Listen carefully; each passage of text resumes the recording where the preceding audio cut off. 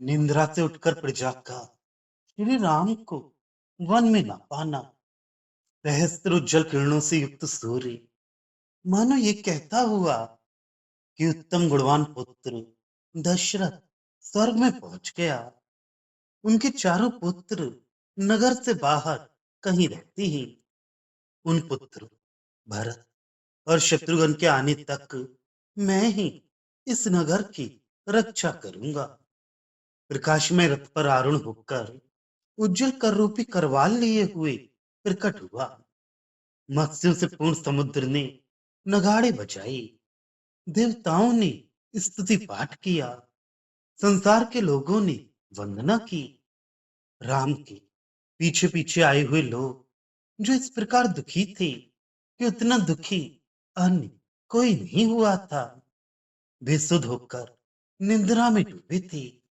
और ये सोचकर कि उदार गुण राम वहां रहते हैं, उसी स्थान में ठहरे हुए थे, सब इस समय जग पड़े।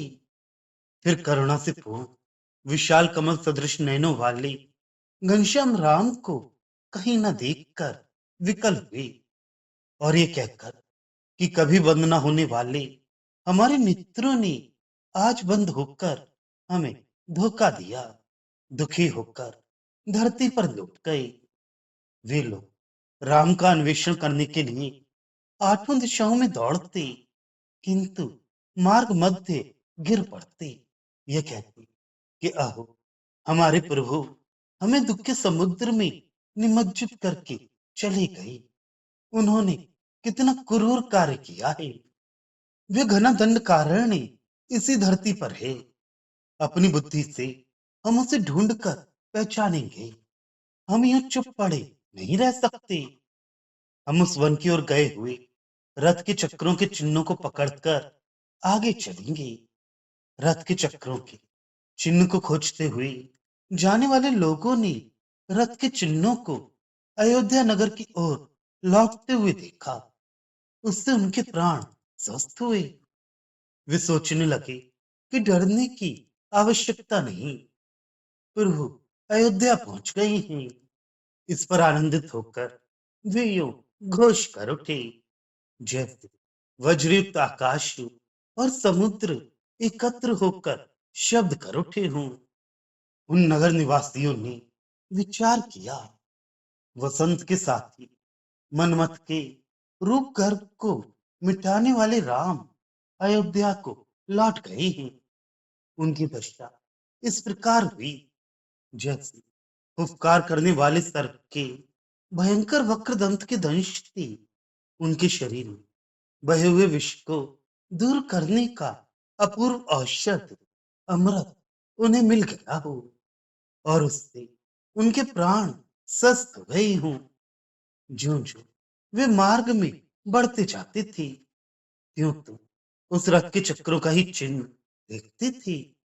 नगर से इतर अन्य किसी दिशा में उन चिन्हों को न देखकर वे उत्तरोत्तर बढ़ने वाले आनंद से भरकर अपने अयोध्या नगर में उसी प्रकार पुनः पहुंचे जिस प्रकार समुद्र प्रलय काल में अपनी सीमा को पार कर संसार भर में बह चलता है और पुनः अपनी सीमा के अंदर आ पहुंचता है।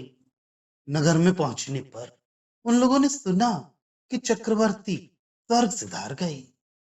ये समाचार भी सुना कि दशरथ के स्वर्गवास करने का कारण राम का वनगमन ही है। तब उनके हृदय के टुकड़े टुकड़े हो गए और वे मूर्छित होकर गिर पड़े। उनके महान शोक का वर्णन करना हमारी शक्ति के परे है। प्रत्येक व्यक्ति के प्राणों के निर्गमन के लिए एक समय निश्चित होता है। अतः वैसा गंभीर दुख होने पर भी उनके प्राण शरीर को छोड़कर कैसे निकल सकते थे। वे चक्रवर्ती की कुछ सेवा न कर सके। वन को गए हुए राम के साथ रहकर उनकी कुछ सेवा न कर सके। दुस्सह दुख रूपी कारागार में बंदी होकर वे तड़प रहे थे। अपूर्व तपस्या संपन्न वशिष्ठ मुनिवर ने उनको ये कहकर, मैं भी तो अपवाद से डरकर इन प्राणों को रखे हुए हूं और इस शोक का अनुभव कर रहा हूं और कई प्रकार से समझाकर उन्हें शांत किया। मुनिवर की आज्ञा से जल मध्य स्थित वड़वाग्नि से डरकर वेला को न लांघने वाले समुद्र के समान नगर के लोग दुख सागर में निमग्न हो रहे। अब हम उदार गुण पिता की आज्ञा देवों के सुक्रस से अर्धरात्रि में वन मार्ग पर चलने वाले दृढ़ धनुर्धारी राम के कार्यों का वर्णन करेंगे।